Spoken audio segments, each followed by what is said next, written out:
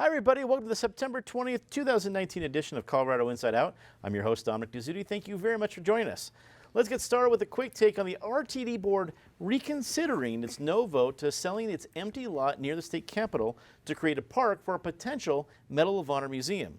Patty Cahoon from Westward, they've already voted no, so they haven't yet to change that vote officially, but both Governor Polis and Mayor Hancock have said, maybe we can reconsider this, because I'm not really sure if this makes the news until one of the directors wonders out loud at a public meeting, I don't even know how many Medal of Honor winners there are. And we become, anyway, what do you think is going to happen? Well, first of all, we look like a laughingstock, and that is not going to change. But adding insult to injuries, we have got this ridiculous RTD corner where they built the new Civic Center station, which right now is a gravel pit and some asphalt. So a museum to anything you would think would be an improvement. We have museums in Colorado to washing machines, to clowns. I would say Medal of Honor winners, of which there are over 3,500, I would say Medal of Honor winners would be a greater good, but not according to RTD board member Kate Williams, who I'm guessing we'll be hearing a lot more about as people think maybe she should be getting off the bus. Well said as always, Patty. Also join us, Michael Fields, Executive Director at Colorado Rising Action. Great to have you back. Michael, what do you think? I mean, this definitely changes the tenor of us going for this kind of museum. When you hear these kinds of comments, we could battle back and forth of what it should look like, but when it's this callous, I think it really changes the tenor of the debate. What do you think? Yeah, I think it was embarrassing for the RTD board coming out with this. These are Medal of Honor recipients. These are the people that, the helicopter goes down, they shoot, off the enemy and protect their people.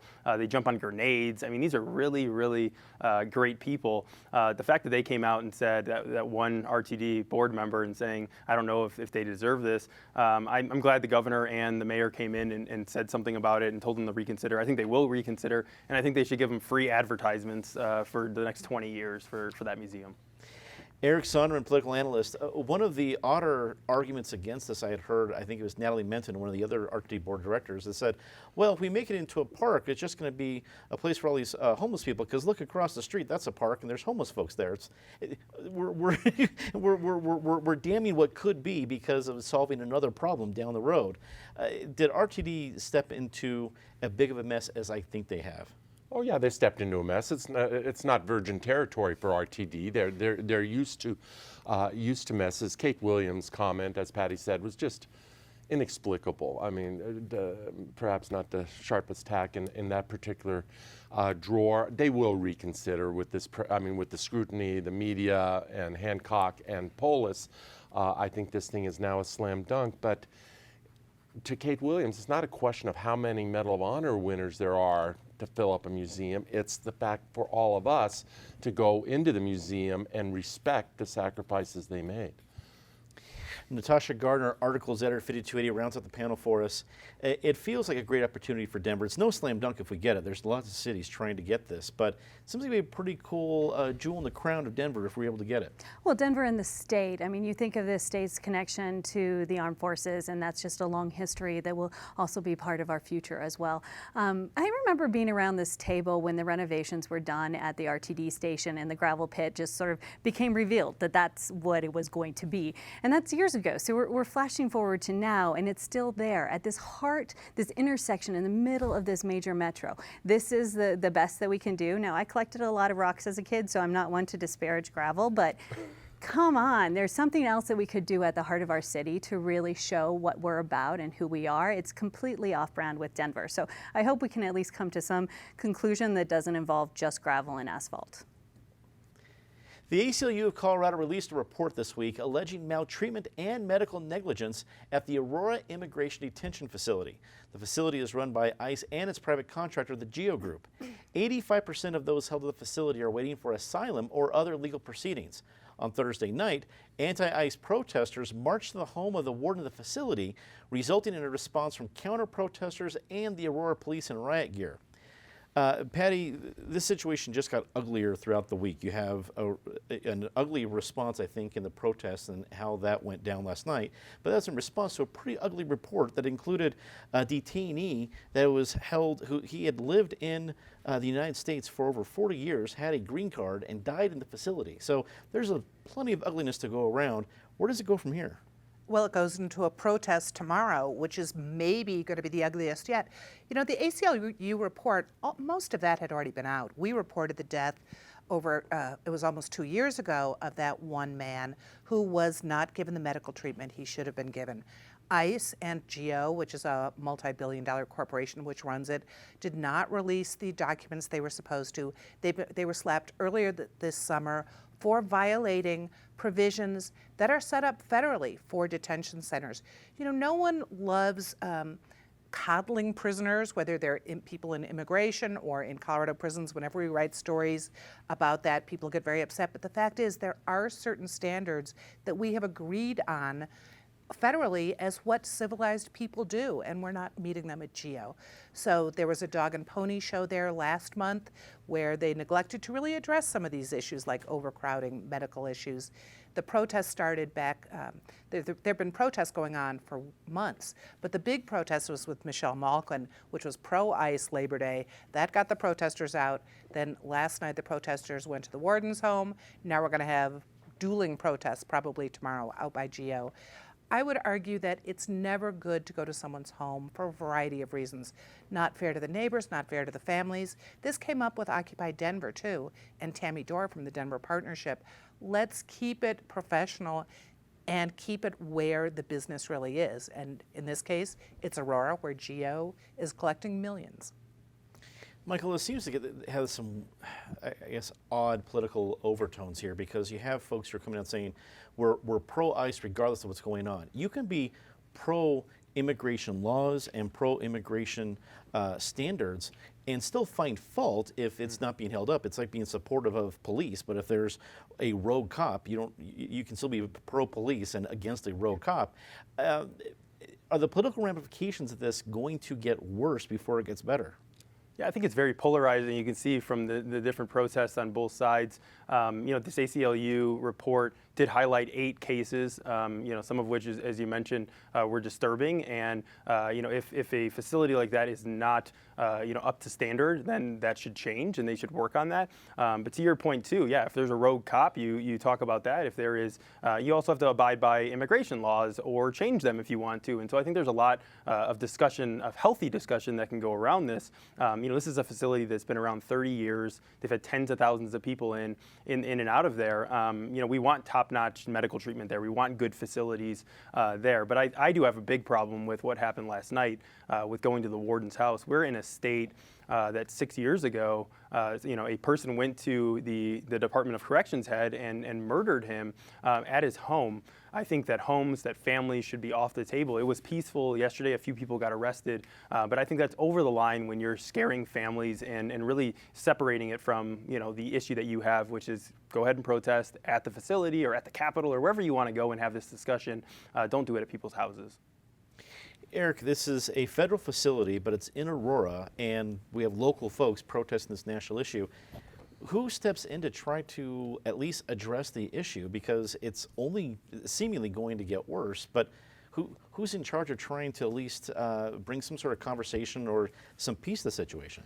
Well, I think that's the problem, Dominic, is there's sort of no center these days around that issue. It's just the latest issue that we have in this country where everyone runs to the polls. And I'm not talking about Polish immigrants here, but everyone runs to their polls. And the anti-immigrant crowd, fueled by the current occupant of the White House, fueled by a lot of conservative media, is really demonizing a lot of people who don't deserve to be demonized. But then you have the left taking the bait, hook, line, and sinker. And, if you listen to the Julian Castros of the world or some of the other Democratic presidential candidates, they're basically advocating a policy that is tantamount to an open border policy. Any country needs to have borders. That doesn't mean that people should not be treated humanely. I'm the son of 2 refugees who came to this country, not refugees refugees from Nazi Germany in a different era. But you need some rationality around this issue. You need some calmer voices, not the hotheads. I think we can all stipulate, as Michael and Patty stipulated, to go in people's homes is off limit, it's across the line, it's bad form. But whether we're talking about Aurora or whether we're talking about this macro issue around the country, you need some common sense voices who aren't all in with either Donald Trump or all in with the Julian Castros of the world. Natasha, Aurora's about to elect a new mayor. It's a pretty hotly contested race. Does this become an issue for that race? Because all these things are happening in their soon-to-be town that they'll be running. Absolutely. I think this is a perfect example of where all politics are local. I mean, Colorado is hundreds of miles away from any international border. This is a federal issue. This is an international relations issue, but it is something that we feel in our communities every single day, and particularly for people who are living in Aurora. There are people who are at this facility, but there's also community members who work at this facility, as we're talking about, but there's people who are protesting this facility who also live in our community. So this conversation absolutely has to be had on a very local level, and I think it will be something that is discussed in those Aurora races, but I think we're going to see it more and more in other races as well. We've already seen the Denver City Council sort of tackle this topic as well, and that's going to be an ongoing conversation as we look at what we do to move forward with funding and halfway houses and what those programs are going to look like. So this is just the latest chapter of what is going to be an ongoing conversation, probably through next November and beyond. Denver Mayor Michael Hancock and Council member Robin Kinich released a proposal this week to raise the city's minimum wage to $15 an hour by 2021. Hancock and Kinich claim that this will directly benefit 100,000 workers in Denver. The Colorado Restaurant Association is leading the opposition to the proposal. Michael, this all becomes possible because of a new state law. So now a city can make this kind of a point themselves. Do you think this will go over in Denver? I think it will. I think you look at what's happening in Denver in general, there's a lot of movement, progressive movement on a lot of issues. This is going to be one of them. I think in a lot of ways they're trying to score political points. You look at what's happening. You have Bernie Sanders, Elizabeth Warren up there saying we need to raise the minimum wage, and then you have localities running with that. But I think there's basic economics that you run into too. There is some kind of cost to raising the minimum wage. Either some people are going to have to get fired.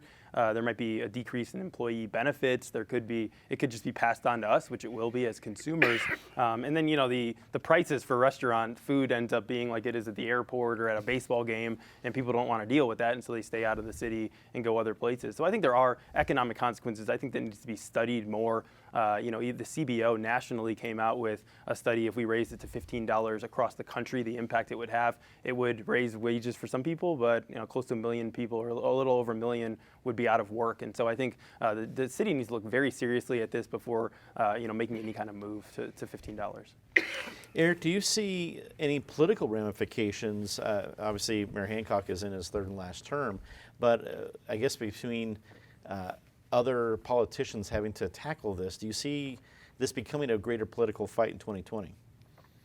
Probably not. I mean, in Denver, I know of no proposal in Denver that is lined with good intentions and liberal thought that doesn't fly and that doesn't advance you politically. So I would assume this probably, as Michael indicated, probably goes through in Denver. That doesn't necessarily mean it's a good idea. The laws of marketplaces will ultimately take hold. We've seen what's happened in Seattle, where they passed a minimum wage. It's now 12, but it's on its way up to 15, and then north of 15. And in fast food establishments and other, there's been a cutback in hours of employee hours of 6 to 7%. So yes, they're making more per hour, but they're working fewer hours. There's also a movement afoot nationally, particularly in the restaurant industry. It's what we're going to see in this country over the next 10 years. AI, artificial intelligence. In the case of robots, in the case of ordering by kiosks instead of through employees. If you're a business person, you're going to look to cut costs. And if government's going to mandate increased costs, the market will find ways to cope with this and will find ways around it. Good intentions are wonderful, but they usually have unintended consequences, and that is the story of the minimum wage.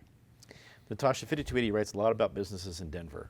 Do you think there's a bigger fight against this that the mayor and Councilwoman can each understand? I think they're probably pretty aware that there's going to be a lot of discussion about this, and we're going to have some time to do that. This will go before council probably in November. I think it's important to just note that there's never a good time to raise wages, probably from a business perspective. I mean, who wants to take that on? But we're living in a metro where the cost of living has grown exponentially, whether that's housing, whether that's food, whether that's just the cost of getting to and from their work, whether you're taking a car or taking RTD. So when you look at that as a politician, I could see that they're hearing from their constituents that it's just hard to afford to live in this city, and this is something that they could actually affect. Now, if you pull out your calculator and actually do the math, $15 an hour or a little bit more than that isn't a lot. It isn't a lot to be able to live in the city, to work in the city, and to raise kids, have additional members in your household, let alone if somebody gets sick. So I'm not saying that 15 is a magic number, and I don't want to, there's certainly people who live in the city on less than that. But it's an interesting question to ask if we want to be a metro who does better than that. And if Denver did pass this, we would join about a dozen or so other cities around the country that are looking at similar increases. So lots to discuss here, lots to parse out, and it's not a magic solution to fix our affordable housing crisis, but it is a tool to move towards that. Patty, businesses don't pay for extra costs out of the goodness of their heart. They're usually passed along, or there's labor cuts, just as Mike was talking about. Is Denver about to become more expensive? Well, of course, enjoy your $20 hamburger. This is reminding me of the carbon tax proposal that came forward. Sounds good in theory, but was really going to hit smaller businesses hard. And this is the same thing with the restaurants. It gets pretty technical on how certain positions are exempt and how tips are shared. Clearly, Robin Knish and Michael Hancock didn't really take that into account when they made this proposal. Ed Sealover, who's sometimes at this table, did a great job kind of very quickly pulling it out and saying this might not even be legal the way it was done. I can see that the mayor and Robin Knish will have to sit down with the Colorado Restaurant Association because their points are really good. Legally, they need to work out this tipping law to make it even equitable, even if this minimum wage thing goes through with their front of the house and back of the house employees. But when you look at how many people are employed in restaurants in this town and how the restaurants really contribute to quality of life in Denver, I think the restaurants will have a lot of sympathy on their side. Results were released this week from the audit of Colorado's Civil Rights Division, stemming from the fallout of the Masterpiece Cake Shop case. The state auditor found the division was unacceptably slow and non-transparent. Almost 40% of the division's investigations missed statutory deadlines, and none of them had the appropriate documentation. Eric, as division audits go, this one was pretty scathing. It didn't look good for it. Do you see some action from the legislature, from Governor Polis, from all of the above? What happens from here? Well, you would hope so. I mean, obviously with Democrats controlling the legislature, with Jared Polis being a Democrat, they're pressured by a lot of constituencies who have a definite interest in the workings of the Civil Rights Commission. But I forget the words you use, slow, and I forget the other one. Non-transparent. And non-transparent compared to what the U.S. Supreme Court had to say about the Colorado Civil Rights Commission 18 months or 24 months ago in the Masterpiece Cake Shop decision. Those aren't actually the most damning things we've read lately about this particular operation, because the more damning things were about bias and obviously having a preordained agenda. This needs to be cleaned up, one hopes, as a regulatory agency. It's under the purview of Governor Polis and his appointee at the Department of Regulatory Agencies. You would hope that they would put politics aside and really make this a worthwhile operation that it is, but a worthwhile operation that runs well, as opposed to, going back to the last topic, just good intent. Natasha, after an audit like this, what do you think is the next step? Well, you start with a to-do list. What do we have to clean up? I mean, I think what's interesting is this came out of a robust discussion at the Capitol about the importance of this, of what civil rights means to this state and why we need to have these sort of reviews. And so this audit was part of looking at that, making sure that we were doing what we were supposed to do. And anyone should do that. Private business does that all the time. Let's have annual reviews. Let's talk about what's working and what's not. And the loud and clear message here is there's a lot that's not working. So I hope that the next step is to really sit sit down and say, what do we do to improve this? Because again, as a state, we looked at it and said, these are civil rights that we want to preserve. So let's do that in a way that is fair and equitable and correct. Patty, Governor Polis, the first openly gay governor of Colorado, he has a lot of priorities regardless of his sexual orientation, but I have to imagine he's going to want to know that the Colorado Civil Rights Division was top-notch under his leadership. Do you think he's going to get personally involved? Yes, I do think he will. And it's a shame that they didn't realize they needed to start doing documentation earlier, a long time ago. Shouldn't have needed the Supreme Court.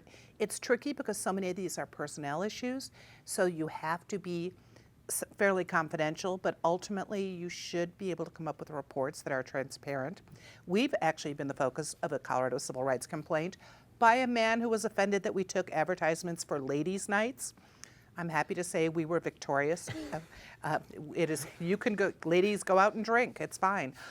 But they did a great job in our case. They were sensitive to the issues. They realized how laughable some of this was, but you still have to take everything very seriously and follow protocol and document it.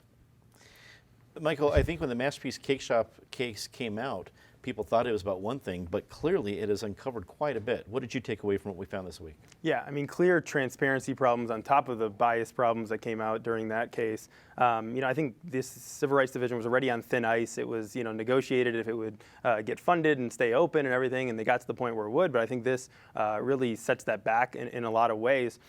These were some pretty simple things. Every school board, every small school board in the state knows that you can't take, votes when you don't have it open to the public, open meetings rules, all different kinds of stuff. In the timeline, knowing that, look, these are important cases, then they should be dealt with within the statutory limits of what's going on. I think, you look at it, every audit that's coming out from the government right now seems to have some kind of issues with it. CDOT just had one that came out that was really bad for CDOT. I think what I will do is give credit to the audit committee and the auditors in general, because they don't hold back in these reports. They say what's wrong. I wish the audit committee could run most of government, and so I'm glad that that's going on, and I want to see more of this throughout the different aspects of government. It's going to be neat to see the next campaigns. Like, elect me, I was an auditor. So there you go. It's time for our very favorite part of the show, Disgrace of the Week. As always, Ms. Calhoun, please start us off. Well, I can say this because Westward is no longer at King's Superstores, but Kroger's across the country are pulling free publications. In Colorado Springs, the Colorado Springs Independent has launched a good campaign to allow the papers to keep distributing there, and I hope they succeed, and I hope across the country other free papers are able to distribute at Kroger's. Shame on them. Michael. I don't know if you guys saw, but there was a scooter versus cyclist fight at Cheeseman Park a couple days ago. It was a disgrace that there was this big of a fight, several people involved over who got the right of way, but it was a bigger disgrace how bad the fight was. So if you get a chance, check out the video. It wasn't pretty. A scooter versus bicycle fight at Cheeseman Park. Was it the most Colorado thing I saw today? That's Drinking was yeah. involved. Probably at a ladies' night. Eric. I did see that video. It's my neighborhood. It was too much. How about the New York Times? They did not cover themselves in glory last weekend. Whatever you make of Justice Kavanaugh, don't want to get into that argument. But that was a shoddy piece of journalism, a hatchet job, where the reporters put in the story that this alleged new victim at Yale did not want to talk to the paper and does not have any recollection of the alleged incident. And somehow that was deleted by the editors before they had to, with embarrassed face, go reinstate it in the story. Not a good day for the New York Times. Natasha. News coming out this week that apparently we've lost 3 billion birds in the U.S. and Canada since the 1970s. So I guess it kind of reminds me of Alfred Hitchcock's, classic movie, which maybe couldn't be filmed anymore, which would be the 2.0 horror version of this story. Yeah. And I'm not sure this is a disgrace week, but I want to add into it. We didn't get to it as a topic, but it's been a long time since I saw something so deliciously ironic that there is a primary in the Unity Party nomination fight for the U.S. Senate. I just love that so much. Time to say something nice about somebody. Patty. To counter Eric on journalism, the Colorado Sun, which pulled together a consortium of publications, media outlets across the state and did a really great report on trailer parks, the people who live there. It was a really good job. And one more, Unbelievable, if you haven't seen the Netflix series yet, it's another good piece of journalism, followed up on it. but also good police work in Colorado as opposed to in Washington. Michael. Mine's about journalism too. Our friend Joey Bunch wrote an important story this week about the problems in our mental health system here in Colorado, especially in rural Colorado. I think this is the kind of journalism that can hopefully make a difference when it comes to actual policy. You're here. Eric. Couldn't agree more with Patty on this series the Sun led. It's a great consortium called Parked about mobile home parks. Kyle Forty was a Republican political operative. I was not fortunate to know him. He died about a year ago tragically in a helicopter accident. His wife, now widow Hope Forty, is putting that grief to incredibly constructive purpose with a nonprofit called Foster Together to advance foster care in this state. She is a force, and it's a wonderful nonprofit. Natasha. As we tape across this country and in the coming days, there's a lot of youth activating or performing activism related to climate change. So in a experiment of democracy that we live in, it's always nice to see young minds developing thoughts on how they want to live. That footage of the young woman from Sweden and what she was able to do in front of Congress is pretty amazing. You're right, it's encouraging. And if you didn't catch last week, I wanted to remind everybody here about a new partnership that we have, a group that we're partnering with all the rest of this year and next year. Classes at the Academy for Lifelong Learning beginning this week. The Academy offers courses during the day for adults just for the love of learning. With over 40 liberal arts and current event courses to choose from, you can now learn about the subjects you slept through in college. I absolutely love that tagline. For more information, go to academyll.org. They're going to be partnering with us with our Both Sides of the Story series. Very excited to see that. And you're going to see the new season of Both Sides of the Story, a new season of Sounds on 29th, a new season of Street Level Community. It is local show Palooza in October. So whether it be a Tuesday or a Friday or a Saturday, when you're watching Colorado Public Television in October, you'll be seeing something local, something you help make happen as our member, and something brand new. So we're very excited about it, obviously. We're working with partners, and we're hoping that you'll check it out. Again, Street Level on Tuesdays and Fridays. Both Sides of the Story is going to be right before this program on Fridays. And then, of course, New Sounds on 29th with Headroom Sessions, new local show on Saturdays. For everybody here at Colorado Inside Out and CPT 12, thank you very much for watching. Good night. Well, that was...